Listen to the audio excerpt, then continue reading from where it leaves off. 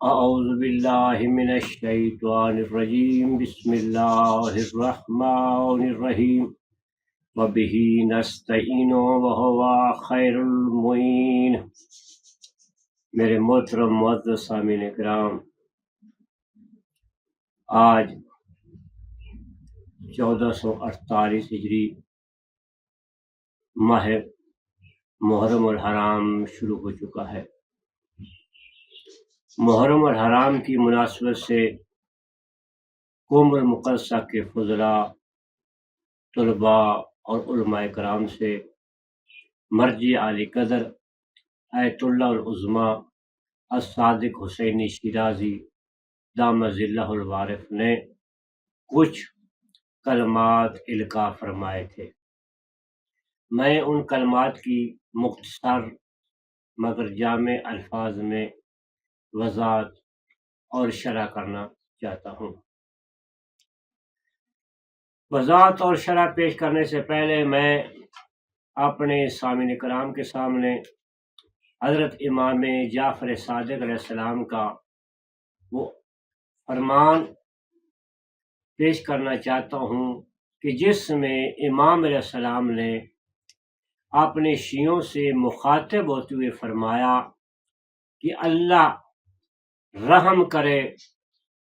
اس شخص پر کہ جو ہمارے امر کو زندہ رکھتا ہے۔ رحم اللہ من احیا امرنا، کہ جو ہمارے امر کو زندہ رکھے اللہ اس پر رحم فرمائے۔ اس امر سے مراد یہ ہے کہ جو ہماری تعلیمات کو زندہ رکھے، جو ہمارے پیغامات کو زندہ رکھے، جو ہمارے مقصد کو زندہ رکھے، جو ہمارے مشن کی ترجمانی کرے۔ ان امور میں سے، ان مقاصد میں سے ایک اہم مقصد سید الشہداء حسین علیہ السلام کی مظلومیت کے پرچار کی خاطر عزاداری منعقد کرنے اور عزاداری برپا کرنے۔ عزاداری سید الشہداء فقط مظلوم کی مظلومیت کی یاد ہی نہیں دلاتی بلکہ حق کی پیروی کا درس بھی دیتی ہے۔ یہ عزاداری ہمیں اہل بیت اطہار علیہ السلام کی طرف سے ورثے میں ملی ہے۔ حضرت امام جعفر صادق علیہ السلام فرماتے ہیں کہ اے ہمارے شیعو، ہمارے جد بزرگوار حسین ابن علی کی مصیبت، ان کی مظلومیت اور ان کے غم کو یاد کر کے رویا کرو، اور یہ گریہ زاری اور یہ عزاداری ہماری طرف سے تمہارے لیے ورثہ ہے۔ ہمیشہ شریف نسل اور شریف قومیں ہی اپنے اسلاف کی طرف سے حاصل کردہ وراثت کی حفاظت کرتی ہیں اور ہر حال میں اس ورثے کو باقی رکھنے کی کوشش کرتی ہیں۔ دیکھو، 14-15 صدیاں گزر چکی ہیں، ہر دور میں اس عزاداری پر طرح طرح کے حملے ہوئے ہیں، لیکن مومنین نے اپنے بدنوں سے اپنے سروں کو جدا کروانا تو پسند کر لیا، لیکن پرچم حسینی کو کبھی بھی سرنگو ہونے نہیں دیا۔ اس عزاداری سید الشہداء کے متعلق حضرت امام جعفر صادق علیہ السلام فرماتے ہیں کہ تم میرے جد بزرگوار حسین ابن علی کی مصیبت، ان کی مظلومیت کو یاد کر کے اس طرح رویا کرو کہ جس طرح بوڑھی ماں جوان بیٹے کی لاشے پہ رویا کرتی ہے۔ اس عزاداری کے اصول ائمہ ہدی علیہ السلام کی حیات طیبہ سے ملتے ہیں، جیسا کہ تاریخ میں ذکر ہے کہ ایک دفعہ حضرت امام علی ابن موسیٰ رضا علیہ السلام نے دابل شہر سے کہا کہ اے دابل، ہم چاہتے ہیں کہ آپ ہمیں ہمارے جد بزرگوار حسین ابن علی کی مظلومیت کے چند اشعار سنائیں، نوحہ پڑھیں اور مرثیہ سنائیں۔ دابل نے امام علیہ السلام کے حکم پر عمل کرتے ہوئے منبر پر تشریف لے گئے اور وہاں بیٹھ کر حسین ابن علی کی مظلومیت کے چند اشعار پڑھے اور پورا مجمع دل کھول کر رویا، زور زور سے رویا، شدت کے ساتھ گریہ بکا کیا، اور یہاں تک کہ امام علیہ السلام شدت غم کی وجہ سے، شدت گریہ کی وجہ سے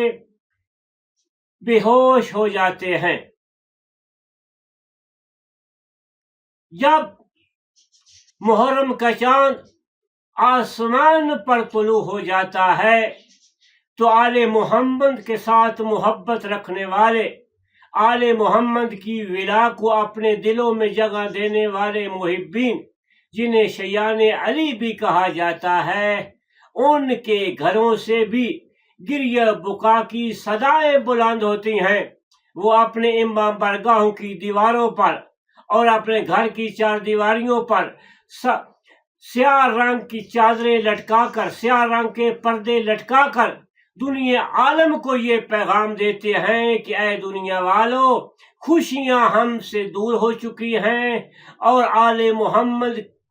پہ آنے والی مصیبتیں اور ان پہ آنے والے غم جو ہیں وہ ہمارے دروازے پہ خیمہ زن ہو چکے ہیں۔ جیسا کہ روایات میں ملتا ہے کہ ایک آدمی حضرت امام جعفر صادق علیہ السلام کی بارگاہ میں حاضر ہوتا ہے اور ہو کر عرض کرتا ہے کہ اے میرے مولا، آپ ہمیں یہ تو بتائیں کہ آپ کے جد بزرگوار تو 10ویں محرم کو شہید ہوئے تھے، پہلی محرم سے ہی آپ کے گھر سے گریہ بکا کی صدائیں کیوں بلند ہو جاتی ہیں؟ تو امام علیہ السلام نے فرمایا، اس کی وجہ یہی ہے کہ وہ خون آلودہ کرتا جسے قومی اشقیاء نے تیروں اور تلواروں سے ٹکڑے ٹکڑے کر دیا تھا، جیسی آسمان پر محرم کا چاند طلوع ہوتا ہے تو اس کرتے کو ملائکہ مقربین زیر آسمان پھیلا دیتے ہیں، اور حسین ابن علی کے خون کی خوشبو ہمارے اور ہمارے شیعوں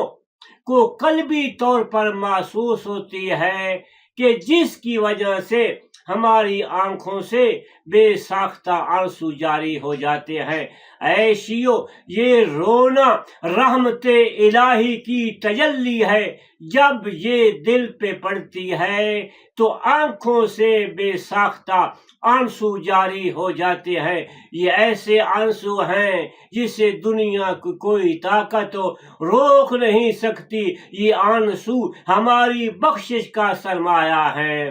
اور ہماری نجات کا سرمایہ ہے، اور یہ آنسو روز قیامت ہمیں اس جنت میں لے جائیں گے